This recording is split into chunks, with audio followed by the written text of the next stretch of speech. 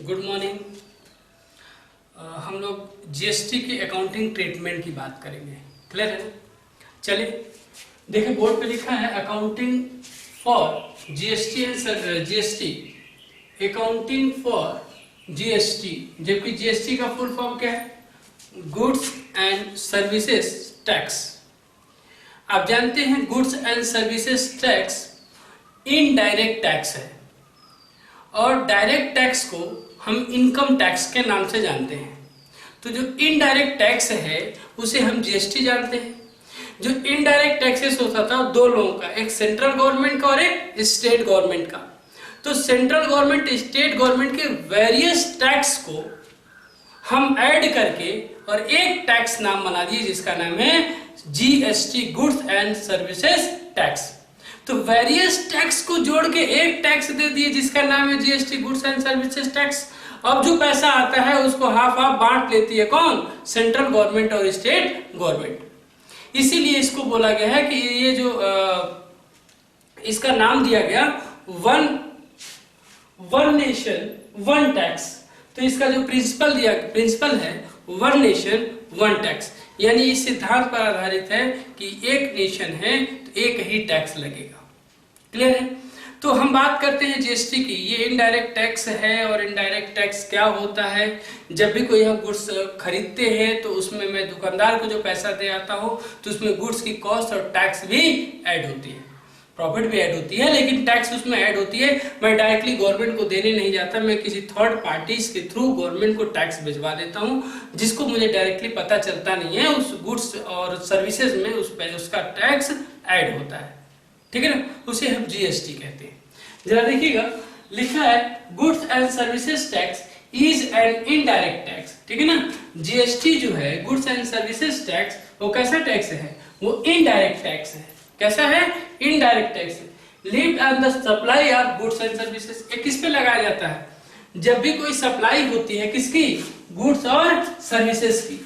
Goods और services की जब सप्लाई होती है तो उस पर टैक्स चार्ज किया जाता है और ये टैक्स जीएसटी के नाम से जाना जाता है, गुड्स एंड सर्विसेज टैक्स।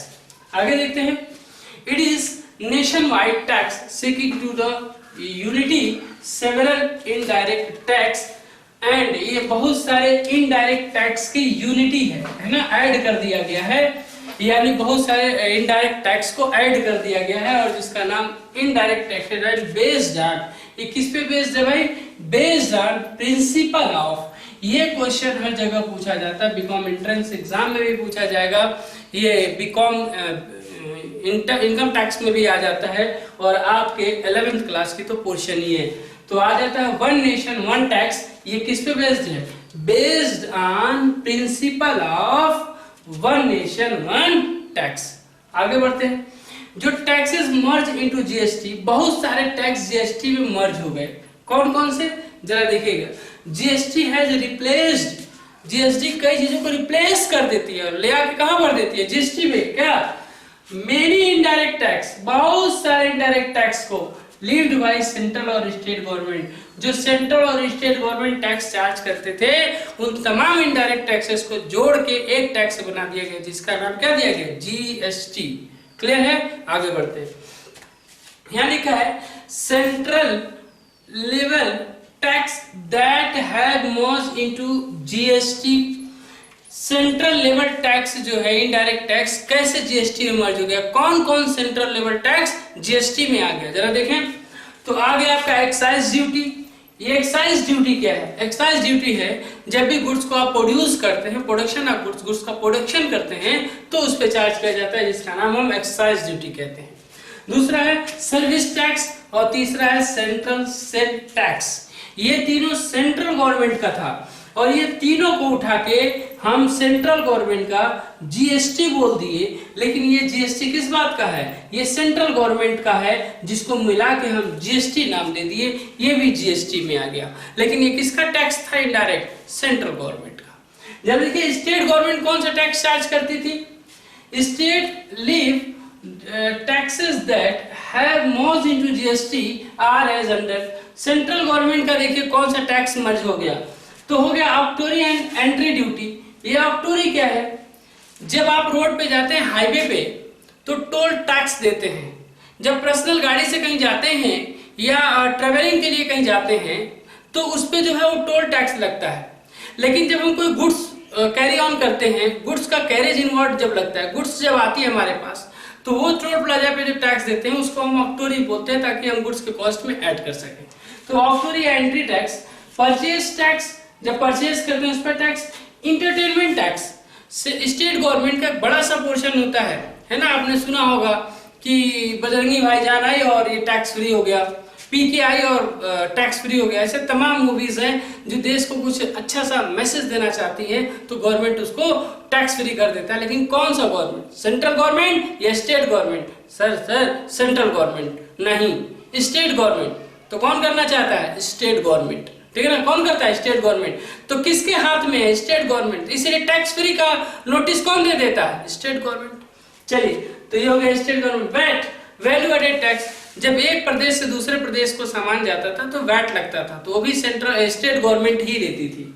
आगे का luxury tax and tax on lottery, ये सारे टैक्सेस जो है वो किसके हैं? सेंट्रल गवर्नमेंट के।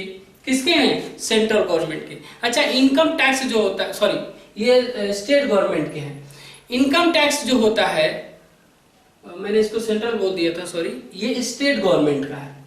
जो इनकम टैक्स होता है वो फुल्ली सेंट्रल गवर्नमेंट का होता है। लेकिन जो इनडायरेक्ट एक्सपेंसेस होता है और डायरेक्ट एक्सपेंसेस होता है इनकम टैक्स, जो इनडायरेक्ट एक्सपेंसेस होता है उसमें दोनों होते हैं, सेंट्रल और स्टेट। तो ये है सेंट्रल और ये है स्टेट। अब इस सब को मिला के जीएसटी नाम दे दिया गया। क्या नाम दे दिया गया? जीएसटी। तो सेंट्रल गवर्नमेंट के ये इनडायरेक्ट टैक्स जुड़ गए और स्टेट गवर्नमेंट के ये इनडायरेक्ट टैक्स जुड़ गए, और इन दोनों को जोड़ के हमने नाम दे दिया जीएसटी। तो सेंट्रल गवर्नमेंट का जुड़ा इनडायरेक्ट तो जीएसटी हो गया, ये स्टेट गवर्नमेंट का जुड़ा तो जीएसटी हो गया। अब इन सब की कंबाइंडली बात करते हैं। क्लियर है? तो कॉपी करिए, मैं आगे लिखूं। जीएसटी रेट स्ट्रक्चर, जीएसटी का रेट स्ट्रक्चर क्या है, यानी किस पे कितनी जीएसटी लगती है, जरा देखें एक बार। Goods and services are divided into 5 slab. Goods और सर्विसेज का जो रेट स्ट्रक्चर है वो कितने स्लैब में डिवाइड है? 5 स्लैब में। क्या है? For collection of GST, first number है आपका एसेंशियल आइटम इंक्लूडिंग फूड। जो इसेंशियल आइटम है, जो जरूरत की चीजें हैं, उस पे गुड्स भी इंक्लूड है, फूड भी इंक्लूड है ना। इसेंशियल आइटम इंक्लूडिंग फूड 0%, यानी आप कह लीजिए उस पे जीएसटी चार्ज नहीं होती। दूसरा लिखा है common use item. Common use item जो जनरली लोग यूज करते हैं, कॉमन यूज सबके यूज में आता है, उस पे 5% है। अब आप सर ये नहीं बता रहे कि इस आइटम पे कितना, ठीक है ना। आगे चल के इसकी जब हम न्यूमेरिकल करेंगे, इसकी नीड्स आएगी, टैक्स में आती है, हम अकाउंटिंग में नहीं लाते, बट मैं आगे स्लाइड में बताऊंगा इसको कि कौन कौन सा किस में आता है, ठीक है ना। आगे स्टैंडर्ड रेट, इसका स्टैंडर्ड रेट क्या डिसाइड किया गया? 12%। आगे maximum goods and all services standard rate, maximum goods पर और ऑल सर्विस स्टैंडर्ड रेट पर कितना है? स्टैंडर्ड रेट ये है आपका 18%, यानी स्टैंडर्ड रेट है लेकिन मैक्सिमम चीज पर जो है क्या है? 18%।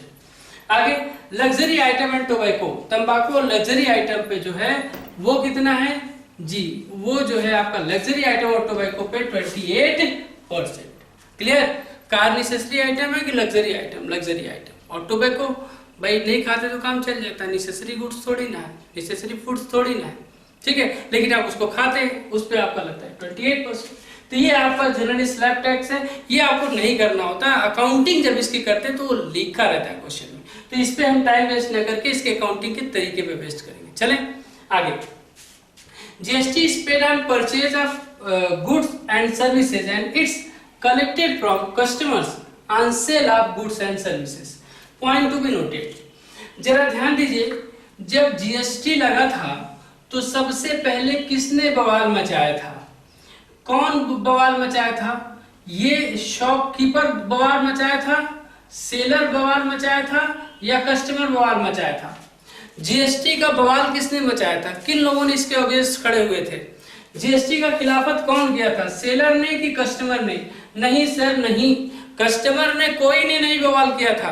बवाल किसने किया था? अगेंस्ट कौन खड़ा हुआ था? सेलर। परेशान कौन था? सेलर। अरे सर, क्या ये जीएसटी सेलर देता है? नहीं। कौन देता है? कस्टमर। तो परेशान किसको होना था? कस्टमर को। परेशान कौन था? सेलर। क्यों? क्योंकि सेलर जो है पहले सेल करता था, पक्की रसीद बनाता था, उसे पे करता था। कभी कभी वो पक्की रसीद नहीं बना के इधर उधर का काम कर देता था और वो टैक्स चोरी कर लेता था। इससे बचने के लिए जीएसटी बनाया गया। सबसे पहले जो सेलर है वो गुड्स कहीं से प्रोड्यूसर से खरीद के ले आता है। जब खरीद के लाता है तो वो उसको टैक्स दे देता है और गवर्नमेंट उनसे ले लेती है। लेकिन प्रोड्यूसर किससे वसूलता है? होलसेलर से। होलसेलर किससे वसूलता है? रिटेलर से। और रिटेलर किससे वसूलता है? कंज्यूमर से। अल्टीमेटली देना किसको पड़ता है? कंज्यूमर को। तो जिसने गवर्नमेंट को टैक्स दिया है ना, जिसने गवर्नमेंट को टैक्स दिया है वो किससे वसूलेगा? पब्लिक से। तो देखेंगे कि टैक्स गवर्नमेंट को दिया कितना और पब्लिक से वसूला कितना। मान लीजिए दिया 10,000 और पब्लिक से वसूल लिया 9,000, ठीक है, 1,000 इसका गवर्नमेंट के पास एडवांस है अभी। लेकिन अभी क्या है, इसने गवर्नमेंट को दिया 10,000 और पब्लिक से वसूले 12,000, 2,000 और गवर्नमेंट को देना है। 2,000 और गवर्नमेंट को देना है। यानी पब्लिक से सेलर वसूल लेता है और खुद गवर्नमेंट को देता है। तो देखते हैं कि जब हम गवर्नमेंट को देते हैं तो खरीदते हैं, यहाँ लिखा है जीएसटी पेड ऑन परचेज। यानी हम अगर सेलर हैं तो हम भी तो गुड्स खरीदे होंगे। किससे खरीदे होंगे? प्रोड्यूसर से या एजेंट से या एजेंसी से, किसी से खरीदे होंगे। और जब खरीदे होंगे तो उस पर टैक्स दिए होंगे।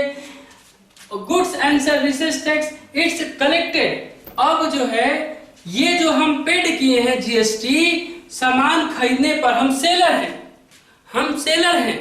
गुड्स ये जीएसटी जो हम पेड किए हैं, अब लिखा है इट्स कलेक्टेड, ये कलेक्ट कर लिया जाता है फ्रॉम कस्टमर। किससे? कस्टमर से। मैं सेलर हूं, मैंने जीएसटी गवर्नमेंट को पेड किया है, ये जीएसटी का पोर्शन मैं तो कस्टमर से ही खरीद ले लूंगा। लेकिन कस्टमर से कैसे ले लेंगे? Sale of goods and services. जैसे गुड्स और सर्विसेज सेल करते हैं कस्टमर को, तो हम कस्टमर से ले लेते हैं, ठीक है ना। तब अब यहाँ point to related GST paid.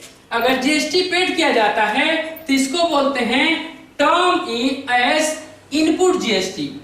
Term as input GST, यानी जीएसटी पेड करने पर इनपुट, जीएसटी पेड करने पर इनपुट जीएसटी, जीएसटी पेड करने पर इनपुट जीएसटी। क्लियर? आगे आते हैं इज सेट ऑफ। अब सेट ऑफ का मतलब क्या होता है? उसको कर देते हैं। जैसे दिया 10,000, पब्लिक से लिया 12,000, तो 10,000 सेट ऑफ कर दिया, 2,000 बचा। दिया गवर्नमेंट को 10,000, पब्लिक से लिया 9,000, तो 9,000 सेट ऑफ कर दिया, 1,000 अभी मेरा गवर्नमेंट के पास एडवांस बचा। क्लियर? तो सेट ऑफ कर देते हैं। Is set of against GST collected. GST जब कलेक्ट करते हैं तो इसे उसे क्या कर देते हैं? सेट ऑफ कर देते हैं। लेकिन जीएसटी कलेक्टेड को हम क्या नाम देते हैं? Term as output GST. यानी इनपुट जीएसटी जो मैंने जीएसटी पेड किया और आउटपुट जीएसटी जो मैंने कस्टमर से कलेक्ट किया। यानी परचेज पे जीएसटी होगी तो इनपुट होगा, सेल पे जीएसटी होगा तो आउटपुट होगा। क्लियर है? अभी मैं इस पे और बता रहा हूं, जल्दी से इसे कॉपी करें। हाँ जी, देखें as such GST paid on purchase, GST paid on purchase input GST, क्या नाम बोलते हैं उसको? Input GST. यानी पेड ऑन परचेज पर होता है इनपुट जीएसटी। आगे is not a cost of the purchase. Oh my God, is not a cost of the purchase. ये गुड्स के परचेज का कॉस्ट नहीं है। फॉर एग्जाम्पल मैंने 10,000 के सामान खरीदे और उसमें थोड़ी देर के लिए मान लेते हैं 10% जीएसटी दिया, तो 10% जीएसटी कितना हो गया? 1,000 रुपए, ठीक है ना, 1,000 रुपए। यानी अब गुड्स की कॉस्ट कितनी बोलेंगे? 11,000। तो आपने जो पे किया है वो 11,000 किया है, लेकिन इसकी कॉस्ट कितनी है? 10,000। जो ये 1,000 है वो आपका खर्च नहीं है, वो आपका एडवांस के तौर पे गवर्नमेंट के पास जमा है। और उसके बाद ये पब्लिक से आप वसूलने के राइट्स रखते हैं, तो वसूल लेंगे पब्लिक से, आप ले लेंगे 1000 रुपए। तब ये हो गया 1000 रुपए जो इसमें होगा वो आपका एसेट है, वो आपकी कॉस्ट नहीं है। कॉस्ट कितनी है? 10,000, क्योंकि वो 1000 जो है वो तो पब्लिक से रिकवरेबल है, आप उससे पब्लिक से वसूल सकते हैं, ठीक है ना। आगे, तो input GST is not a cost of the purchase but is an asset since it can be set of against GST collected. ये जब जीएसटी कलेक्ट करते हैं तो उसे क्या कर देते हैं? हम सेट ऑफ कर देते हैं।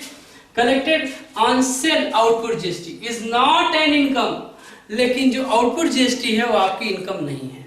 मैं दुकानदार हूं, मैंने आपको कोई सामान बेचा और आपसे जीएसटी ले रहा हूं, तो आप बहुत कमा रहे हैं, आप जीएसटी ले, अरे मैं कहां ले रहा हूं?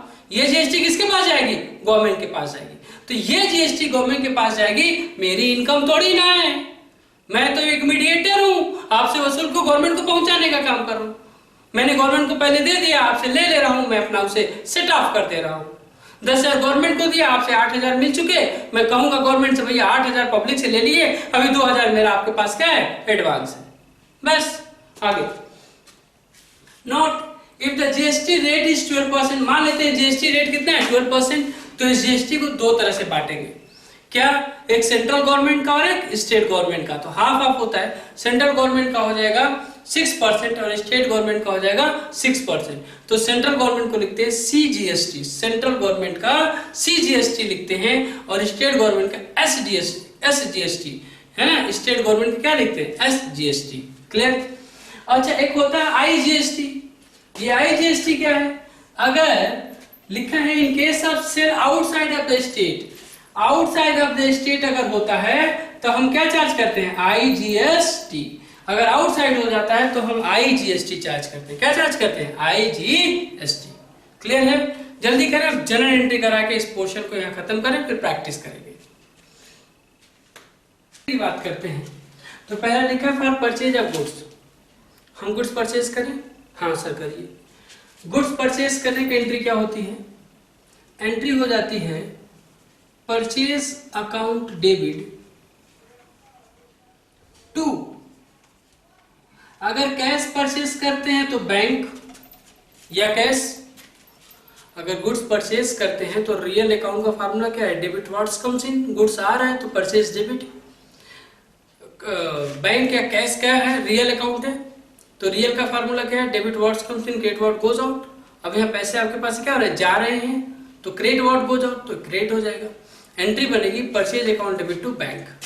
बट अगर आप कहीं उधार खरीदे हैं, अगर आप कहीं उधार खरीदे हैं तो क्या एंट्री होती है? परचेज अकाउंट डेबिट टू उस बंदे का नाम जिससे मैंने खरीदा है, और बंदे का नाम नहीं दिया है तो क्या लिखते हैं? जवाब दीजिए। हाँ जी, आप ही दीजिए।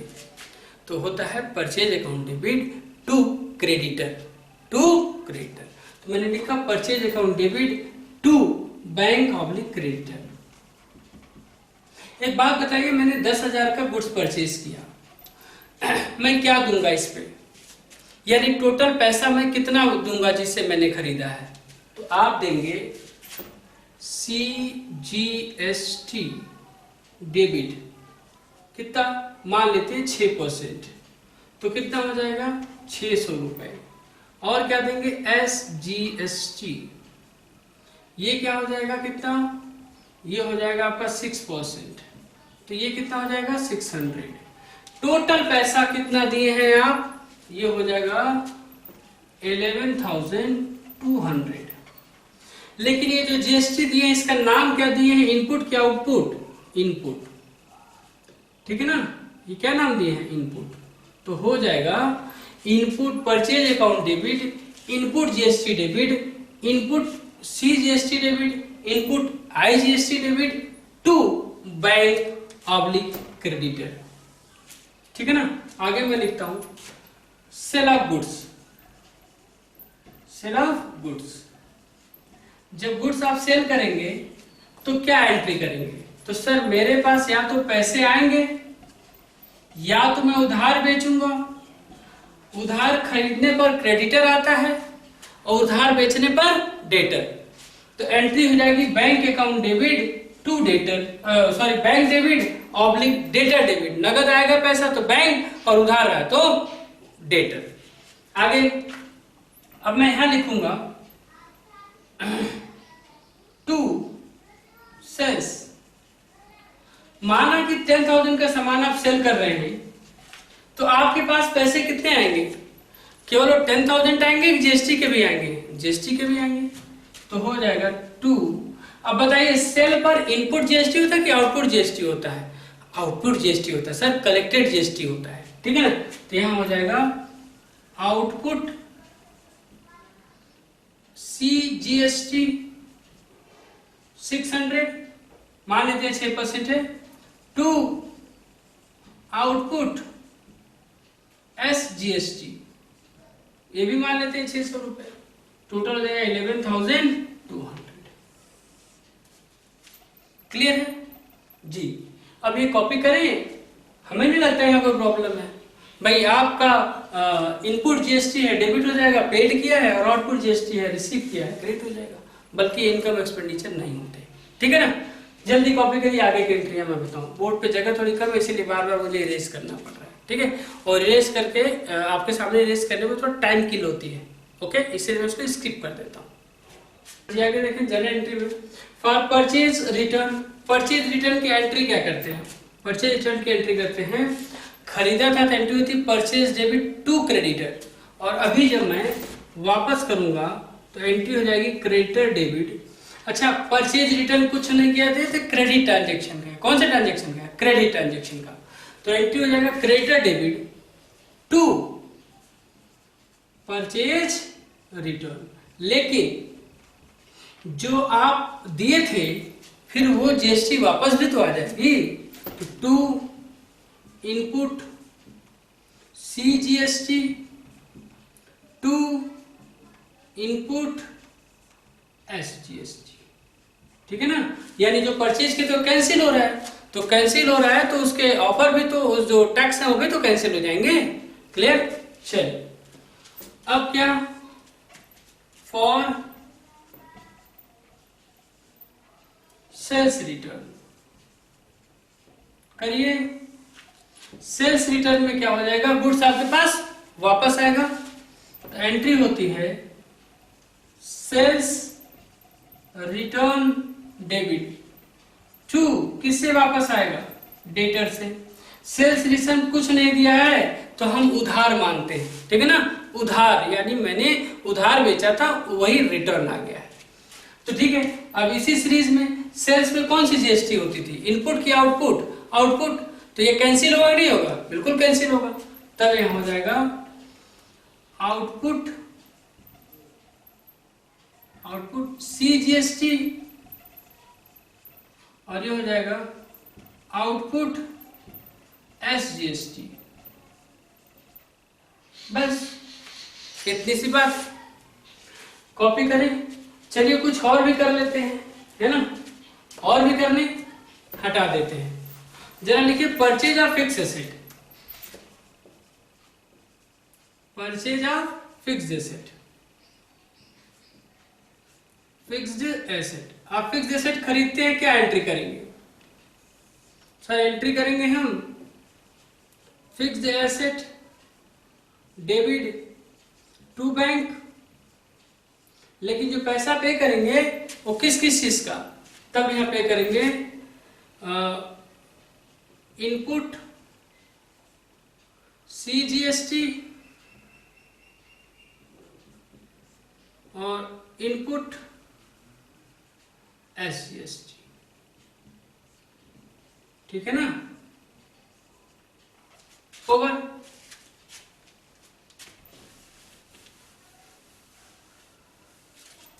चलिए इनकम रिसीप्ट की एंट्री कर लेते हैं।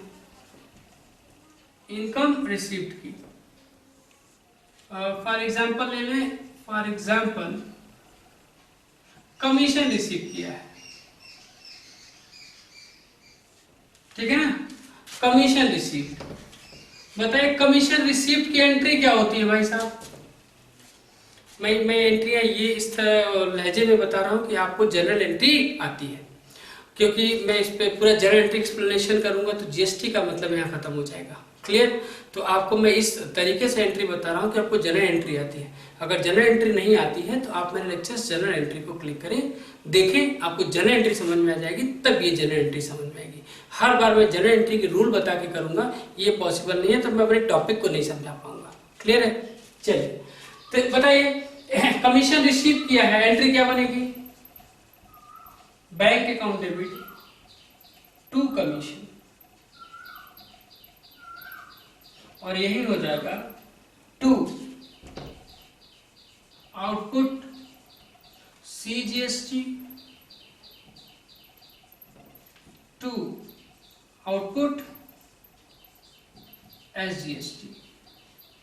यानी जब भी आप GST पेड करेंगे तो इनपुट, और जब भी रिसीव करेंगे तो आउटपुट। कोई जरूरी नहीं कि केवल परचेज और सेल हो, रिसीव्ड और पेमेंट भी हो सकता है। जब GST पेड करेंगे तो इनपुट और रिसीव करेंगे तो आउटपुट। क्लियर है? तो ये GST का बेसिक बात बताई।